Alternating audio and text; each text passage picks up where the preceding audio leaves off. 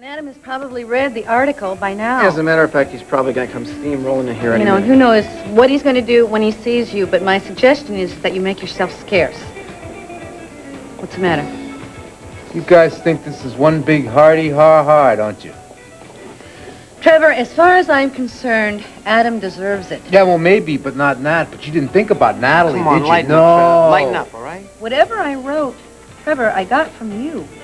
Brooke, I was upset. I was disjointed. I was off the wall. And I also didn't figure you for somebody to go stab somebody in the back. Detective, you're out of line. I think we don't have time to argue, all right? Adam undoubtedly is on his way here. If you don't want to square off with him, I suggest that I you wouldn't get mind out of squaring here. off with him any place, but I got to see somebody right now.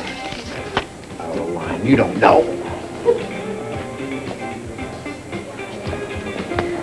Well, I've alienated Trevor, and I didn't count on that. He'll get over it. You seem very angry. Yeah, he's a little steamed, but he's not mad at you. He's not mad at me? No, he's mad at himself. Come on, the instant chivalry's a dead giveaway. He's still in love with Natalie. Come on, let's have a good time. Why I ever thought you had one shred of common decency, I don't know. Common? Would you call anything about me common? You were a perverted, twisted individual with a warped sense of humor. Adam, you asked for this. You practically sent me an engraved invitation. I invited you to write a profile, not destroy my reputation and persecute my wife. You know, you really are very good. If you think I won't sue, you've got another thought coming. What do you think? We should give him the reprieve? Nah, I'm enjoying this too much. One word of this gets into print, and I promise you, you're going to pay for it. I don't care how long it takes, how much money, how much energy. Adam, relax. I'm not going to print that. What? I'm not running this piece on you. Not this one, not anyone. Unless you do something newsworthy, which I sincerely doubt that you will ever do. What are you saying? What I'm saying is you try to use my magazine as a self-promotional tool. And that's an insult to my professional intelligence and my basic good sense. Don't ever try it again for as long as you live. Understand?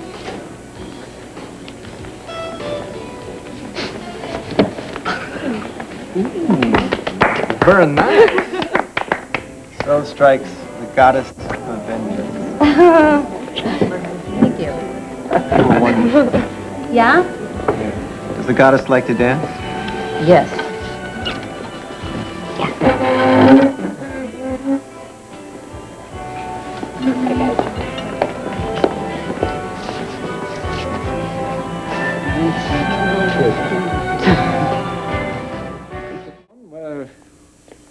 How about a drink to celebrate?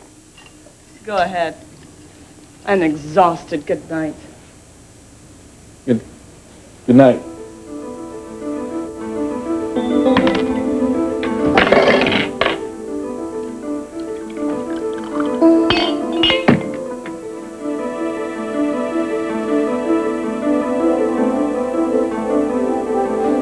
Brooke.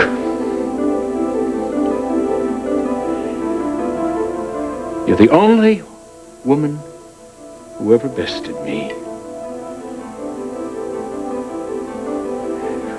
You are remarkable.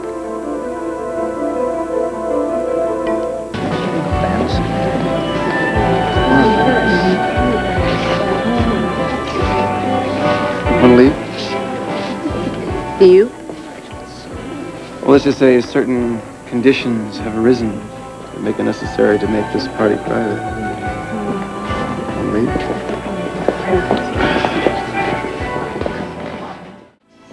Got the glasses out.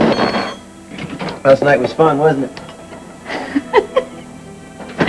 The look on Adam's face when he walked into Kelly's was... I wasn't talking about Adam's face. What were you talking about? I was talking about going dancing with you, coming back here alone afterwards. That was the best part. Uh-oh. What's that? What? Did you put on perfume? No. You didn't wash your hair yet, did you? No. Stop. That's soap. It's soap. Soap? That's soap? My word, it's driving me crazy. Ted, you have to stop this now. We will never get to work. You guessed correctly. Well, you know what? My aunt was right. You really are. You're a terrible influence. I got news for you. Your aunt's jealous. Come on. You'll only be a little late. What? You'll only be a little late. But I'm never late. What am I going to tell people? The truth. I'm going to tell them the truth? Yeah. That you're helping me celebrate my freedom. Hello, Phoebe.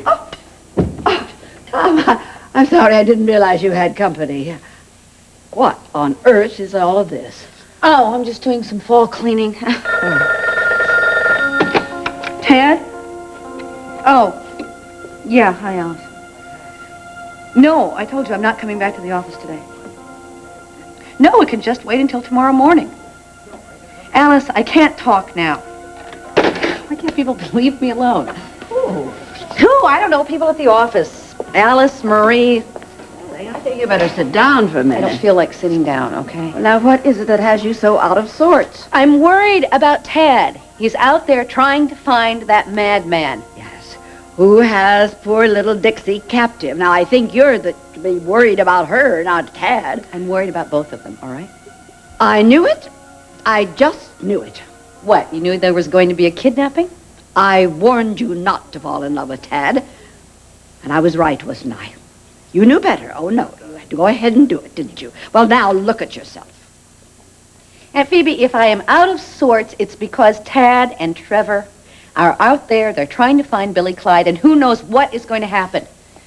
They could be walking into a very dangerous situation. Yes, I understand all of that. But why don't you ask yourself one simple question?